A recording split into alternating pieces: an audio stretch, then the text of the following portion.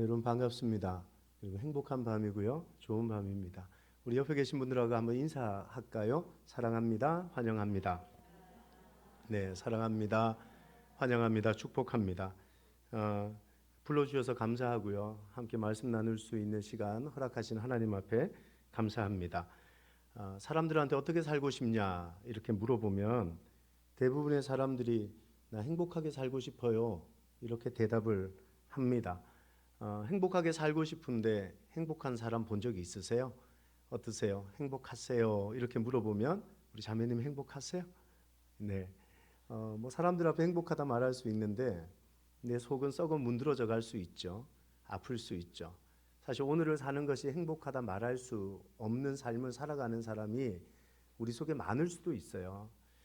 세계 100대 부자한테 물었대요. 당신 만족하세요? 87%가 만족하지 않는다 그랬어요. 세계 100대 석박사들에게 물었습니다. 당신 행복합니까? 85%의 사람들이 행복하지 않다고 대답을 했대요. 우린 그렇게 가지면 행복할 거야 생각했거든요. 근데 그렇게 가진 사람한테 물어봤더니만 오늘을 살아가는 것이 만족함이 없고 행복함이 없노라고 고백을 했던 거죠. 세계사 가운데 가장 행복했던 사람 중에 하나가 저희가 잘 알고 있는 괴테라는 사람이었어요. 이 사람은 많은 사람들에게 넌 참 행운하다, 행복한 사람이야 라는 말을 들었다고 합니다. 근데 이 사람이 정작 죽기 전에 했던 말이 참 가슴을 울리는 거죠. 세상 사람들이 나를 다 행운아라고 불렀습니다. 행복자라고 알았어요. 근데 나는 세상을 살아가면서 단 하루도 단 1분 1시도 행복하다 느낀 적이 없습니다 라고 말을 했다는 거예요. 참 불행한 거 아닙니까? 국가의 재상으로 그가 썼던 책은 전 세계에 정말 많은 인기를 누렸던, 그리고 그는 명예와 권력과 인기를 누렸던 그런 참 놀라운 사람이었는데 그는 단 1분 1초도 행복함을 느낀 적이 없었노라고 고백을 하고 있더라는 거죠. 많은 사람들이 행복함을 누리고 싶은데 행복한 사람들이 별로 없는 거예요. 제 청년사역 14년 했거든요. 청년사역 14년 하면서 청년들을 보면서 행복함을 느끼는 청년들을 본 적이 별로 없어요. 그 아이들에게는 항상 고민이 있고 어려움이 있고 눈물이 있고, 제가 알고 있는 한 교육 공무원이 있었어요. 저하고 나이 차이도 별로 안 나는 친구인데 그 친구 중등 임용고시에 합격하고 얼마나 기뻐했는지 몰라요. 한 중학교 교사로서 근무를 하면서 어느 날 12시, 밤 12시에 전화가 온 거예요. 목사님 저 좀 만나주세요 그러더라고요. 그래서 어디서 만날까 그랬더니 자기가 일하는 곳이 있는데 밤에 그쪽으로 좀 와줬으면 좋겠다는 거예요. 그래서 저는 좀 궁금하더라고요. 무슨 중학교 선생님이 밤에 일을 한다 그러냐. 그래서 그 아이가 부르는 곳으로 갔죠. 어느 동네의 편의점이었어요.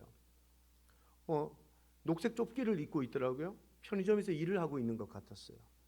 한참을 일을 보더니만 밖에 앉아있는 저에게 오는 거예요. 음료수 하나를 가지고. 너 왜 여기서 일하냐? 그랬더니 그때부터 울기 시작하는 거예요. 이 아이의 삶이 참 안타깝더라고요. 단 한 번도 만져본 적 없고 써본 적 없는 돈, 아버지가 보증 잘못 써서 자기 이름 앞으로 카드빚 몇십억이 있는 거예요. 카드 25개를 돌려막게 하신 거예요. 감당이 안 되는 어려움 속에 있는 거죠. 그 일을 왜 하냐 그랬더니 그 빚을 갚을 수가 없는 거예요. 낮 시간이 되면 깡패들이요 학교로 몰려오는 거예요. 학교로. 교장 선생님한테 가서 말하겠다는 거예요. 돈을 갚으라는 거예요. 여러분 이 청년이 얼마나 고달픈 삶을 사는지 하는 말이 죽고 싶다는 거예요. 살만한 의욕이 없다는 거죠. 희망이 없노라고 저에게 고백을 하더라고요. 많은 청년들의 삶이 젊음의 삶을 살아가고 있고 불행한 게 없는 것처럼 보이지만 저는 그 청년들 속에 어려움을 받고 힘듦을 받고 고통을 봤어요. 하나님께서 이 세상을 창조하셨죠. 우리에게 구원의 은혜를 주셨습니다.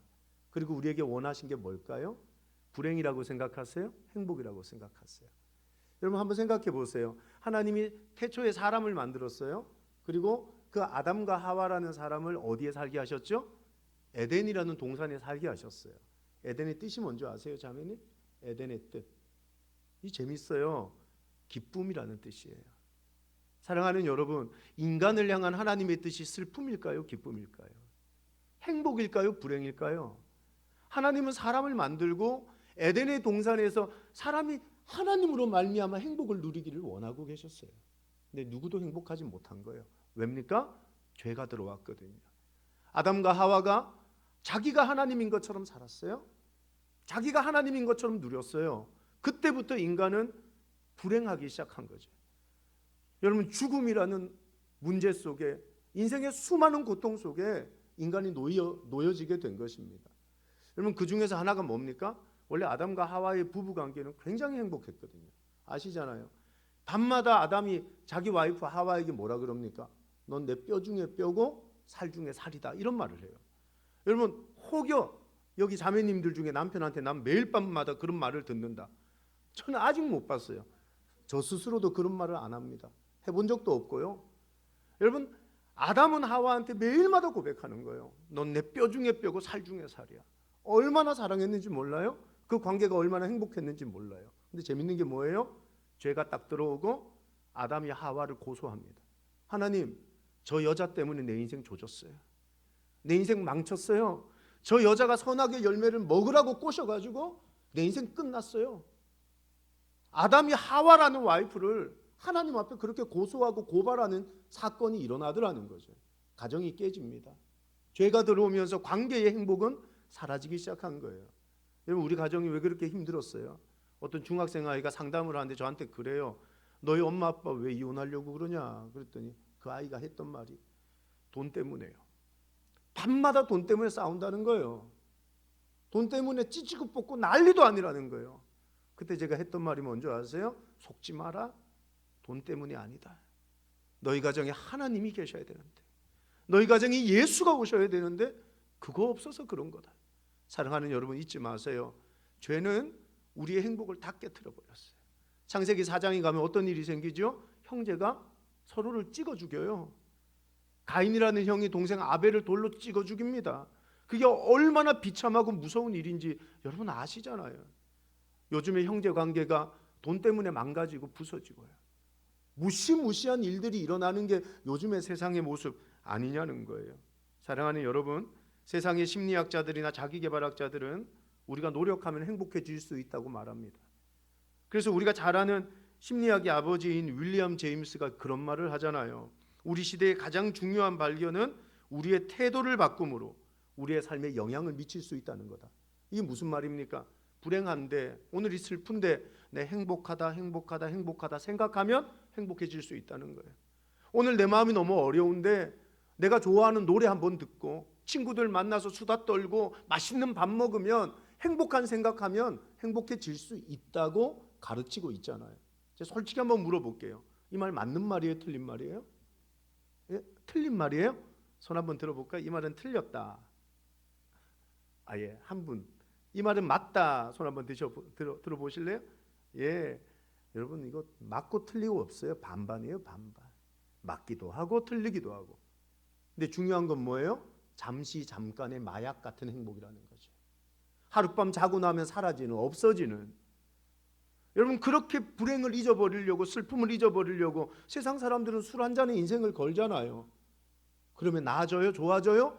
그 다음날 그 허무함은 어떡할 건데요? 그 죽을 것 같은 허망함 감당이 안 되잖아요. 근데 성경은 뭐라고 말하는 줄 아십니까? 빌립보서 4장 4절에 따라합시다. 주 안에서 기뻐하라. 내가 다시 말하노니 기뻐하라. 아멘이십니까? 성경이 말하는 기쁨과 행복이 어디 있다는 거예요? In Christ 한다는 거예요. 예수 안에 있다는 거예요. 우리는 예수 밖에서 행복을 찾으려고 한 거예요. 돈 좀 벌면, 내가 좀 좋은 대학 가고, 내가 좀 좋은 직장 가서 연봉 빵빵하게 받고, 좋은 차 타고 좋은 집 살고 괜찮은 옷 입고 다니면 나 행복할 거야. 기쁠 거야. 여러분, 그거 오래 못 가는 행복이라니까요. 오래 못 가는 기쁨이라니까요. 하지만 성경이 우리에게 가르쳐주는 In Christ, 예수 안에 있는 행복과 기쁨은 세상이 줄 수 없는 것들 아닙니까? 아멘이세요? 여러분, 이게 복음이라는 거예요. 복음. 저는 오늘 여러분과 말씀을 나누면서 그 얘기를 하고 싶은 거예요. 우리 인생이 정말 후회 없이 하나님 앞에 헌신할 수 있는 방법이 뭘까? 후회 없이 살아갈 수 있는 방법이 뭘까? 하루를 살아도 나 정말 행복했노라라고 고백할 수 있는 방법이 뭘까? 여기에 대한 이야기를 여러분과 잠깐 나누고 함께 기도할 수 있기를 원합니다. 한번 따라할까요? 예수 때문에 행복하다. 오늘 본문에 보면 참 재미있는 것들이 많아요. 근데 특히 1절 말씀을 한번 보시겠어요? 6월절 엿새 전에 예수께서 베다니에 이르시니 이것은 예수께서 죽은 자 가운데 살리신 나사로가 있는 곳이다. 오늘 이 성경의 등장인물이 한 4명 정도로 추려집니다. 마리아와 마르다의 자매예요, 자매.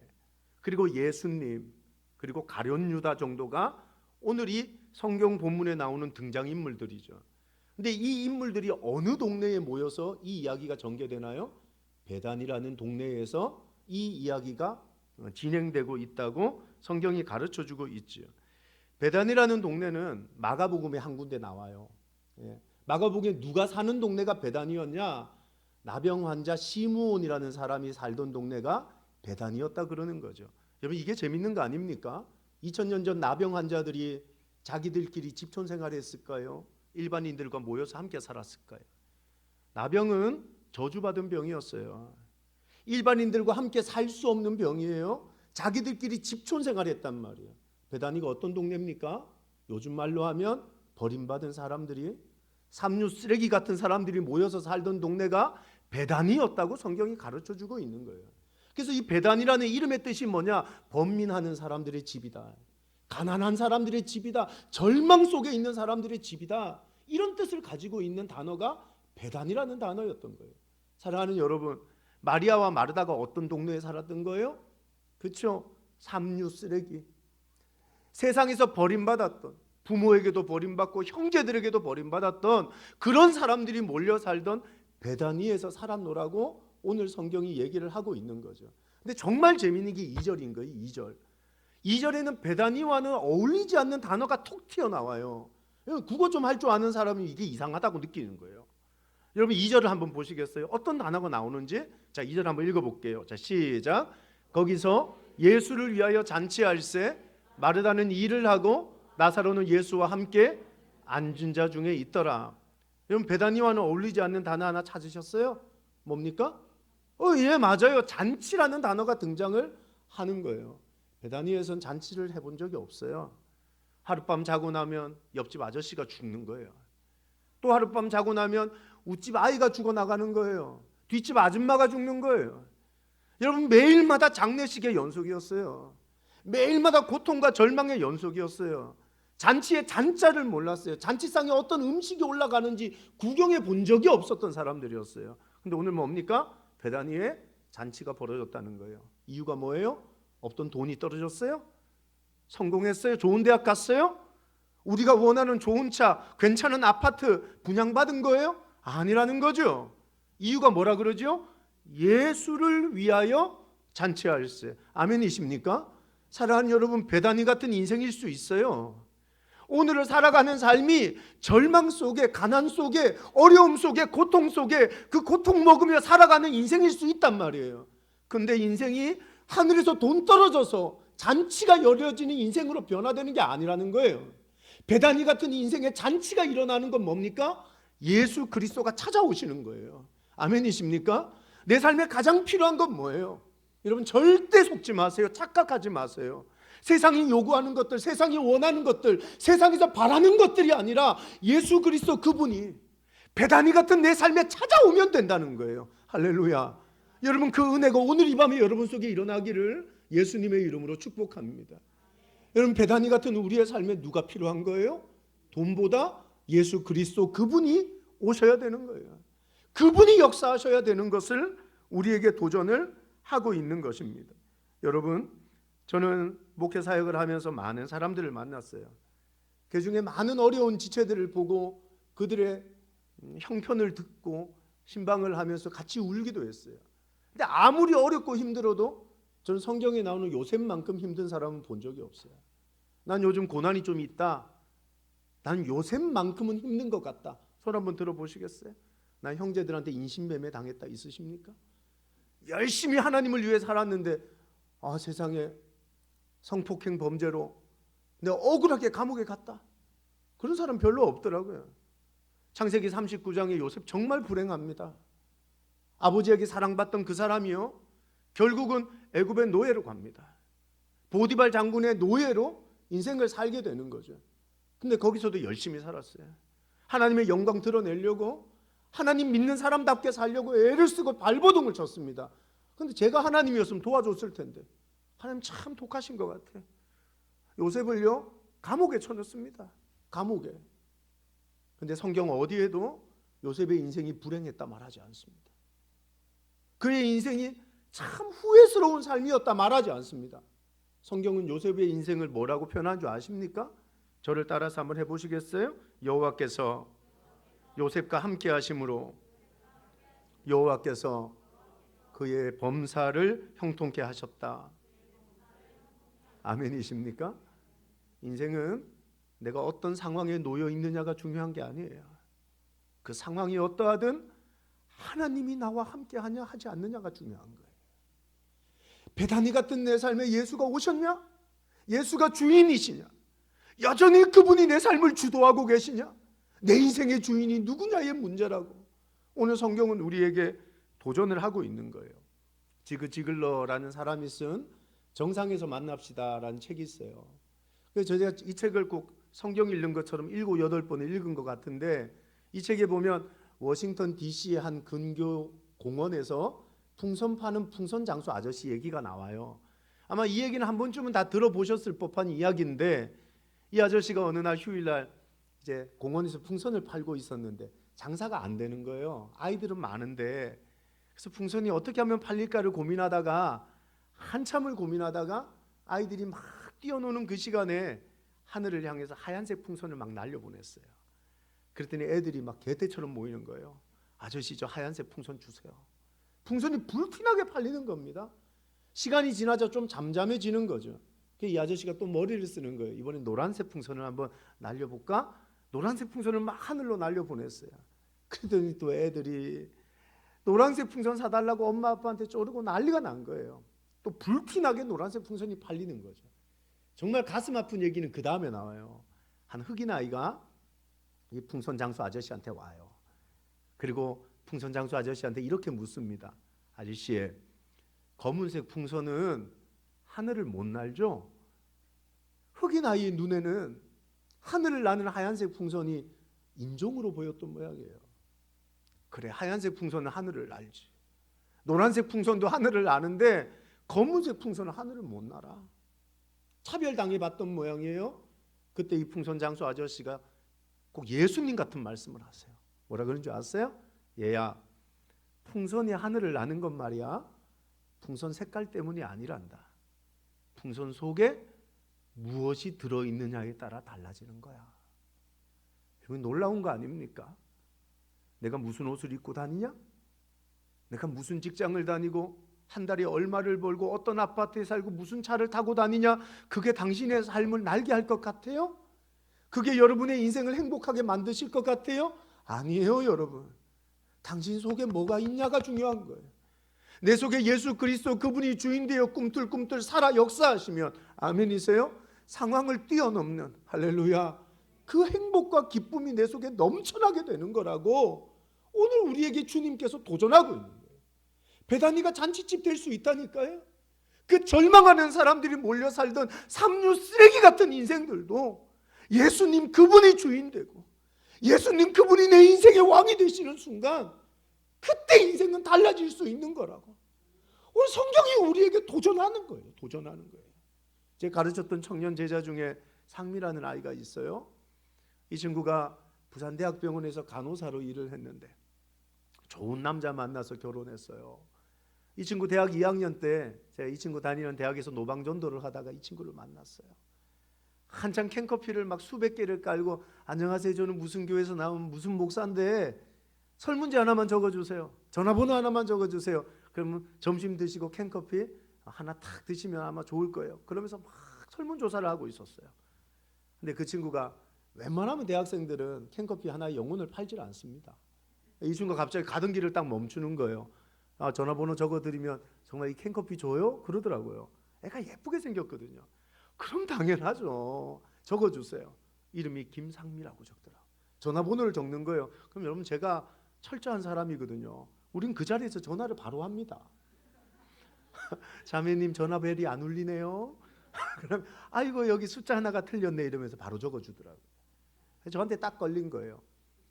저의 전도 방법은 그런 겁니다. 올 때까지 전화한다. 그죠? 올 때까지 전화했어요. 근데 얘는 신기하게 3일 딱 전화했는데 그 다음 주 교회로 온 거예요. 첫 번째 예배에 와서 은혜를 받더라고요. 6개월 후에 단기 선교를 가는데 캄보디아 단기 선교를 같이 가게 됐어요. 저는 그 단기 선교를 가서 이 아이의 얘기를 처음 들었어요. IMF가 왔을 때 자기가 중학생이었다는 거예요. 아버지 사업이 홀랑 망했대요. 너무너무 어려웠대요.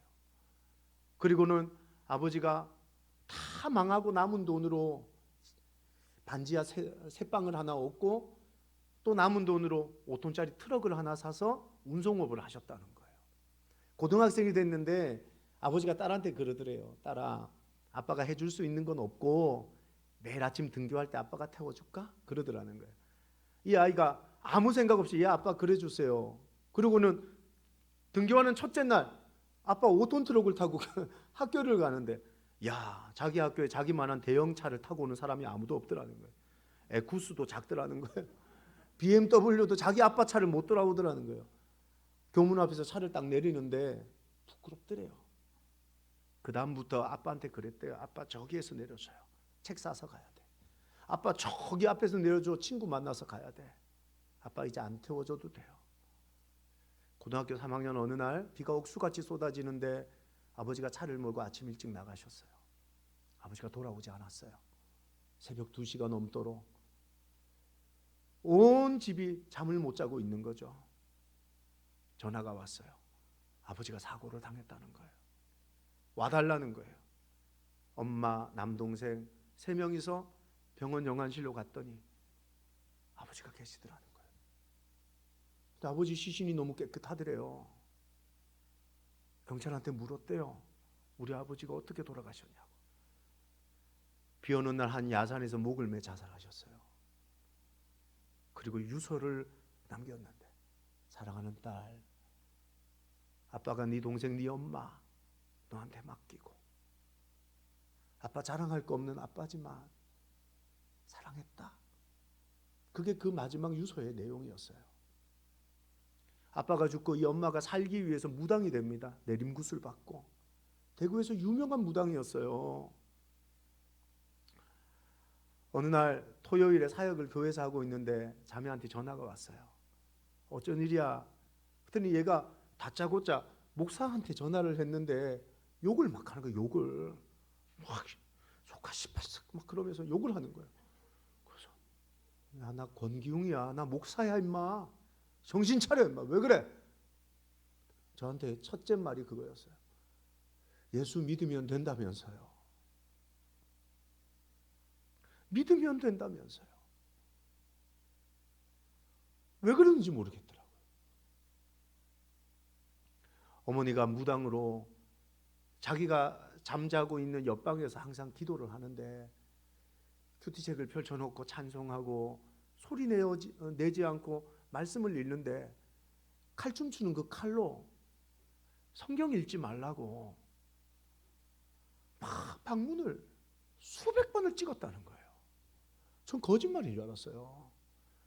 월요일날 그 집에 신방을 갔습니다. 제가 방문에 구멍이 났더라고요. 칼자국이 얼마나 선명하게 무섭더라고요. 사랑하는 여러분, 그 자매가 청년 2,000명이 모여있는 전도축제에서 했던 간증이 있어요. 그 자매가 마지막에 했던 말이 뭔지 아세요? 저희 아빠는 이렇게 죽었고요. 저희 엄마는 그렇게 무당이 됐고요. 근데 여러분 저는 예수 믿어 행복해요. 오늘 여기에 오신 여러분이 저처럼 상황을 이겨내고 환경을 이겨내고 예수 믿어 행복한 하나님의 사람들이 되셨으면 좋겠어요.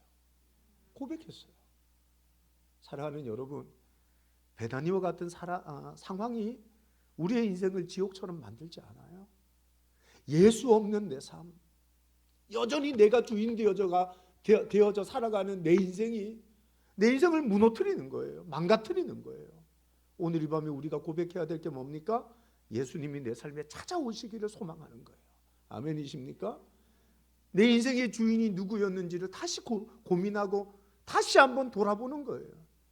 우리 구주 예수가 여러분의 삶의 주인이시기를 예수님의 이름으로 축복합니다. 이 자매의 삶이 어떻게 됐겠어요? 예수 믿으면 된다 그랬잖아요. 몇 년 전에 카톡 사진이 왔어요. 한 시니어들이 이렇게 성가대에 복을 입고 노래를 부르는 사진인데 사진이 딱 왔어요. 그리고는 그렇게 밑에 글이 적혀 있는 거예요. 목사님 보이세요?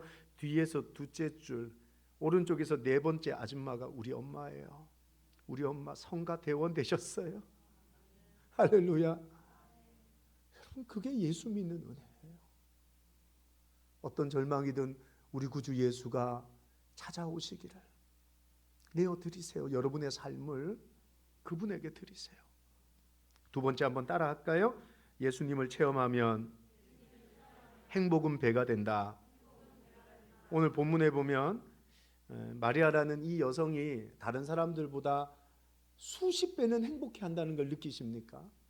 300데나리온이나 되는 향유를 예수님의 발 앞에 깨트렸던 거예요. 여러분 300데나리온 그러면 우리 돈으로 얼마쯤 한다고 생각하세요? 우리 자매님이 오늘 표적 있다. 자매님 300데나리온 그러면 우리 돈으로 얼마 한다고 생각하세요? 예? 몇십억? 자매님 그래 너무 크게 잡았어요. 300데나리온 한 데나리온이 노동자의 하루 품삯입니다. 하루 품삯 10만 원으로 잡으면 300데나리온 그러면 얼마겠어요? 3천만 원? 그렇죠?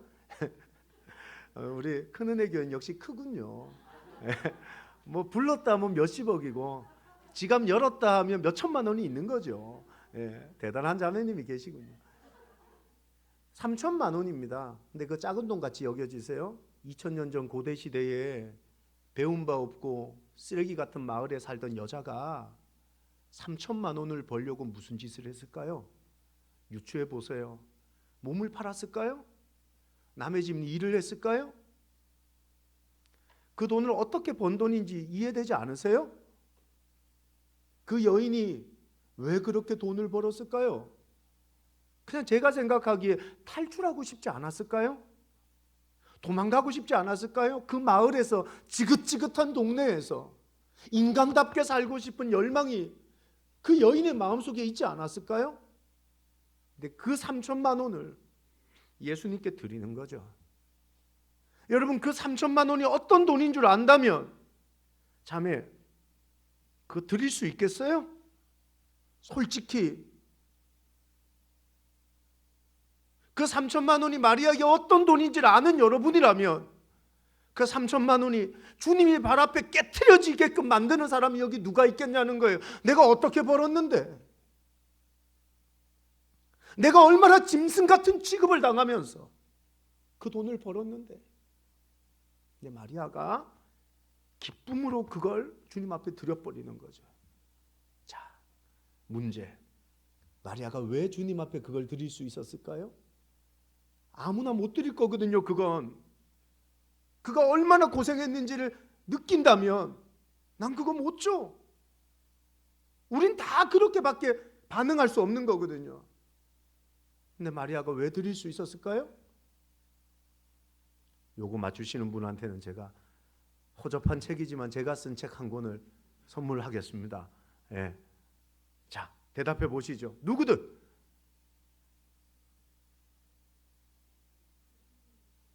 네? 괜찮아요, 자매님. 아까 전에 다 틀렸잖아요. 부끄러워할 거 없어요. 어차피 틀릴 것 같아. 말씀하세요. 예수님이 오셔서 조금만 더 구체적으로 말씀을 알면 좋을 것 같은데. 말씀의 근거가 있습니다. 항상 모든 성경은 해답은 오늘 본문 12장에 있는 게 아니에요. 이걸 알려면 요한복음 11장으로 넘어가야 돼요. 요한복음 11장에 무슨 사건이 있는 줄 아십니까?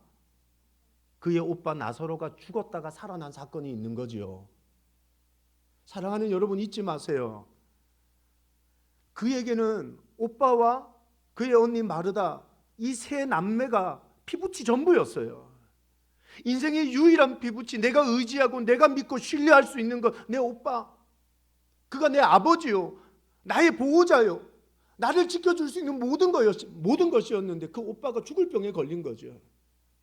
마리아와 마르다가요, 오빠 살리려고 예수님한테 사람 보냅니다. 예수님, 당신의 친구 나사로가 죽어갑니다. 내 오빠인데 좀 살려주세요. 근데 예수님 참 이상하세요. 이런지하에 거절합니다. 이유가 있겠지. 난 못 간다. 그리고 정확하게 그가 죽습니다. 그가 죽은 지 3일 만에 예수님이 그 동네로 오시는 거예요. 그리고 하셨던 말씀이 뭔지 아십니까?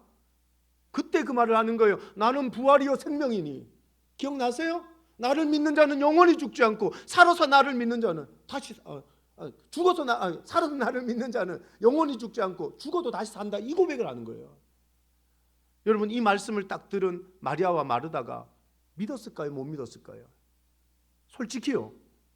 죽은 지 3일 됐다니까요. 그게 무슨 뜻인데요? 팔레스타인에서 죽은 지 3일 됐다는 게 썩어 문드러졌다는 거거든요.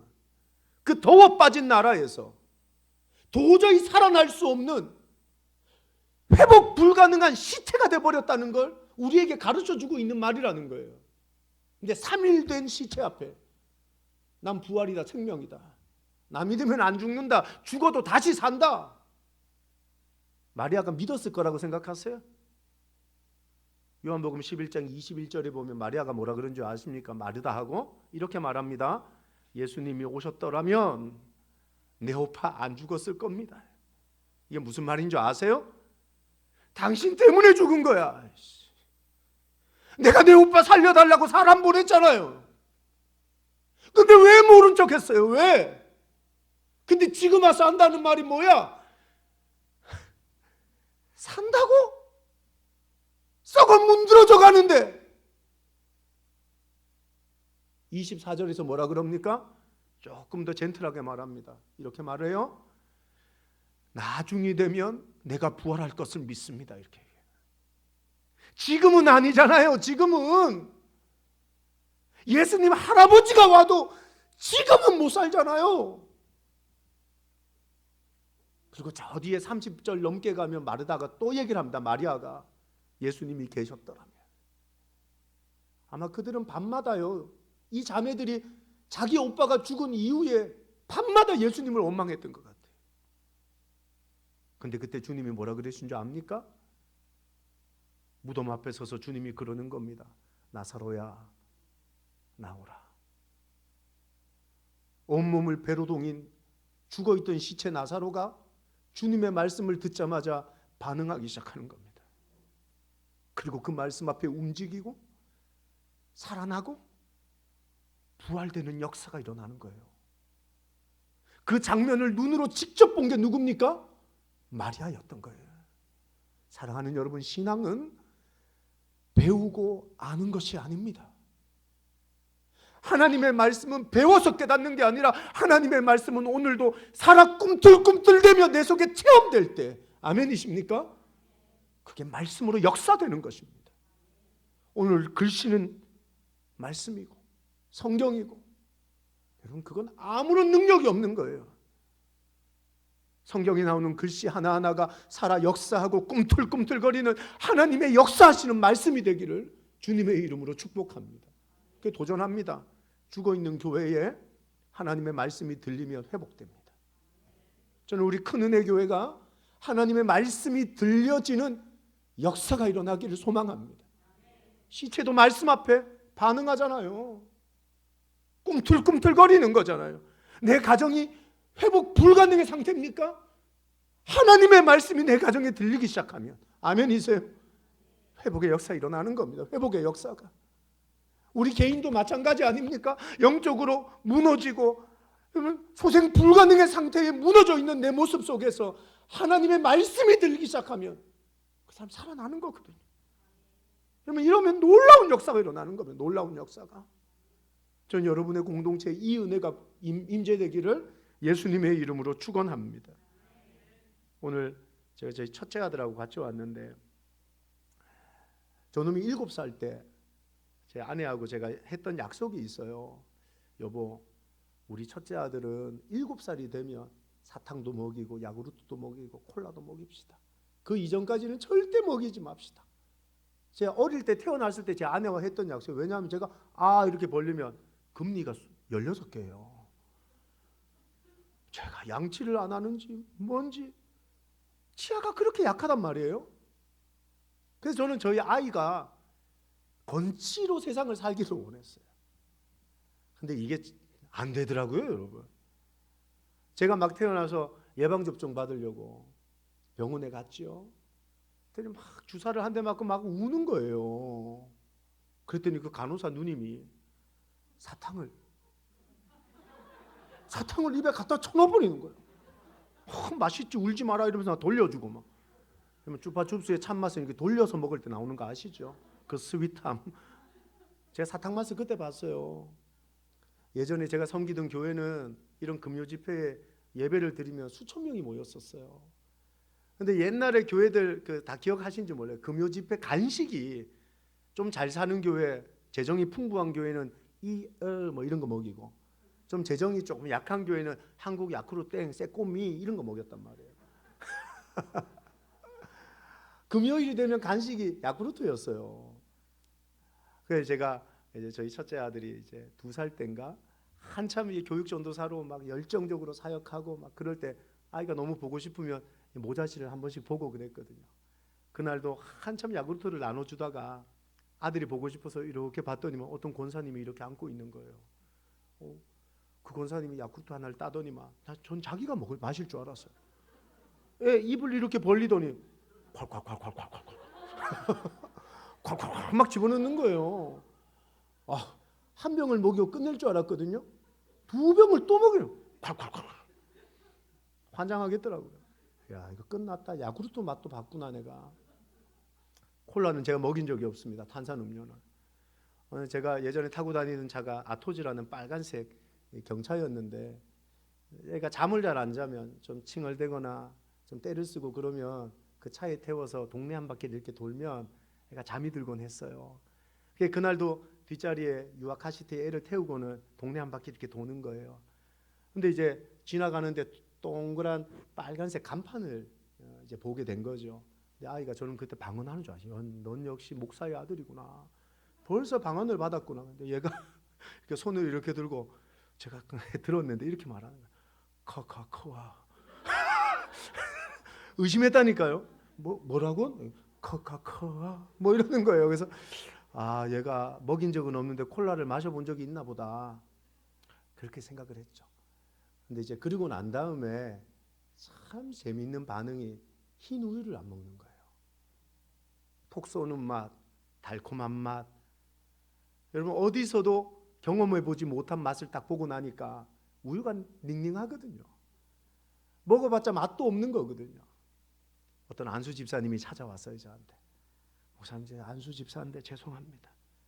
담배를 못 끊겠어요.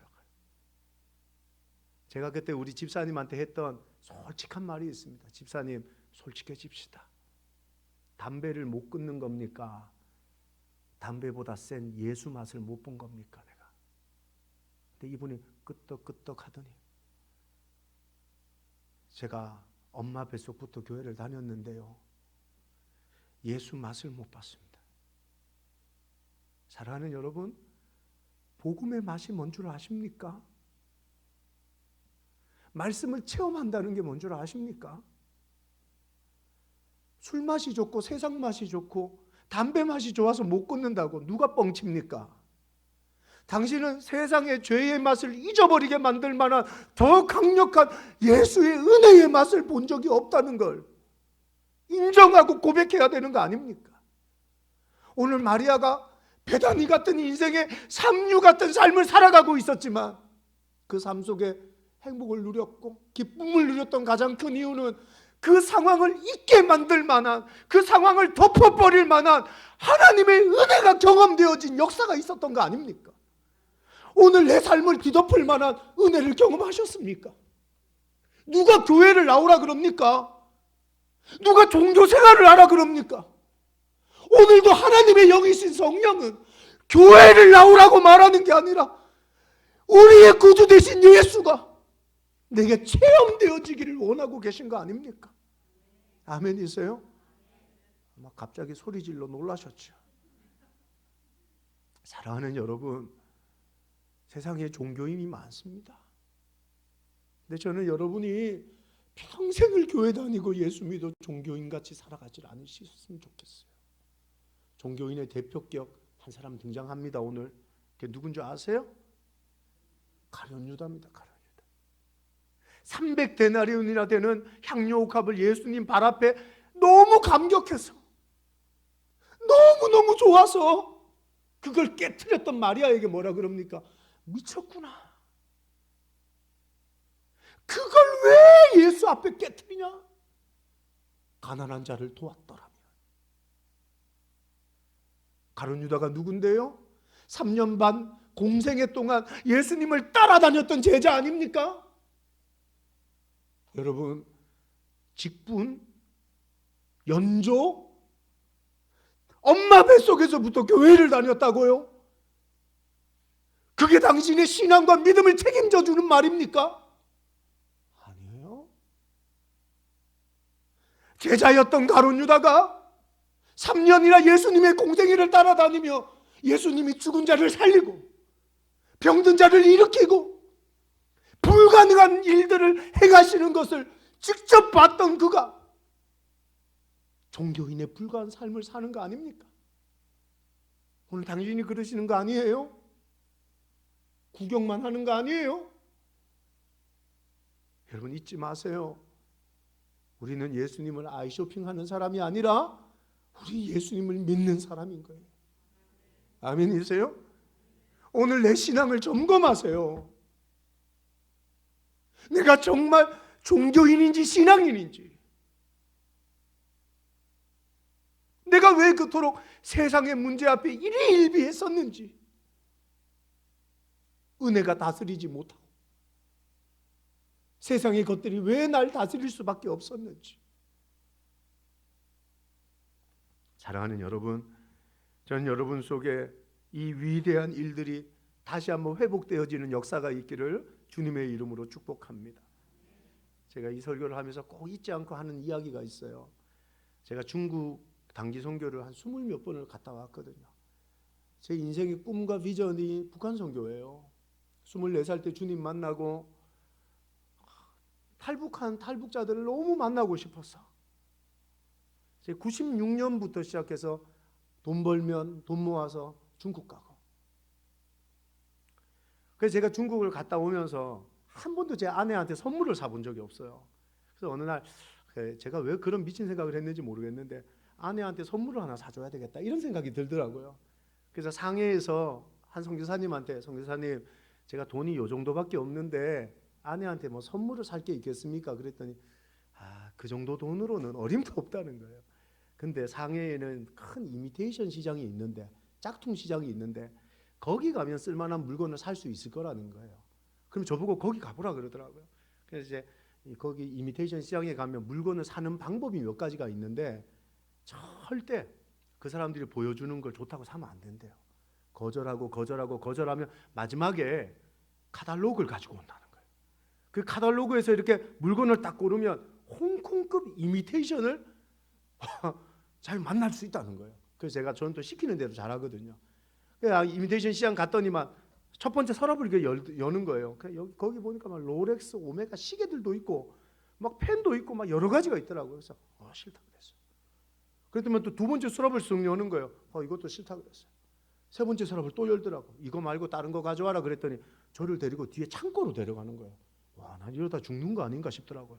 어두컴컴한 데 데려가서 막 거기서 또 물건을 막 보여줘요. 그래서 제가 이것도 내 마음에 안 든다 그랬더니 진짜 카탈로그를 보여주더라고요. 책자를 딱 보여주는데 거기 너무 예쁜 거예요. 불가리 아세요? 불가리? 제가 뭐 거기에서 홍보대사로 나온 건 아닙니다. 그 브랜드의 예쁜 여자 시계가 하얀색 가죽줄로 된 여자 시계가 있는 거예요. 그래서 이 물건 예쁘다, 내가 달라 그랬죠. 그랬더니 이거 얼마인데 제가 깎아주겠다는 거예요. 그걸 제가 샀어요. 사서 저는 또 첫 번째 서랍에 있는 롤렉스 시계를 하나 사고 집사람은 그 이미테이션을 사서 그 선물은 귀한 거니까 캐리어 깊숙이 집어넣었죠. 그리고 이제 공항에서 이제 그때 푸동공항에서 비행기를 탔었는데 선교사님 안녕히 계세요 하면서 손을 딱 흔들었는데 첫 번째 서랍에 롤렉스 시계는 똥입니다. 딱 3번 흔들었거든요. 여러분 이 강한 충격에 시침, 분침, 초침이 다 분리가 돼가지고 그 자리에서 쓰레기통에 버리고 근데 제 아내의 시계는 최근 몇 년 전까지 가지고 있었어요. 20년이 넘었는데 여러분 이미테이션인데 괜찮은 거예요. 그래서 제가 대구공항에 도착을 했어요. 남자들은 선물을 딱 사면 어깨가 한껏 올라갑니다. 우리 박대수 목사님은 그런 걸 안 사보셔서 잘 모르시겠지요. 저같이 이렇게 로맨티스트들은 항상 어깨가 올라가 있습니다. 이렇게 쫙 올라가요. 공항에 딱 만났어요, 아내를. 그래서 여보, 우리 뭐 리무진 이런 거 타지 말고 택시 타고 갑시다. 뭐 그런 거, 난 지금 당장 선물 줄 생각에 택시를 타고 5만 원인가를 주고 집까지 갔어요. 지금 생각해도 제가 쓸데없는 생각을 해가지고 돈 5만 원을 땅에 버린 거죠. 집에 딱 도착하자마자 제가 뭘 했겠습니까? 샤워했을까요? 밥 먹었을까요? 아니에요. 캐리어를 열고 깊숙이 숨겨놓은 시계 케이스를 꺼냈습니다. 아내한테 여보, 불가리 알아요? 한번 열어봐요. 싹 밀었죠. 그랬더니 제 아내 재밌어요. 본 척도 안 하고 다시 저한테 쏙 미는 거예요. 그래서 제가 이 사람이 또 2주 동안 외로웠구나. 여보, 선물 하나 사왔는데 한번 봐요 하고 또 밀었어요. 근데 이 사람이 또 저한테 쓱 또 미는 거예요. 좀 화가 나더라고요. 왜 그래요? 왜? 선물 샀다 그러잖아요. 한번 차봐요. 그때 제 아내가 예수님 같은 말을 했어요. 저한테 이러는 거예요. 전도사님, 그때 제 전도사였거든요. 전도사님, 이게 시계라 그랬죠? 이게 롤렉스든 이게 오메가든 이게 불가리든 전사님, 중요한 게 뭐예요? 중요한 건 이게 가짜라는 거잖아요. 너무 놀랐어요, 저는. 이야, 이 여자가 진짜와 가짜를 구분할 줄 아는구나.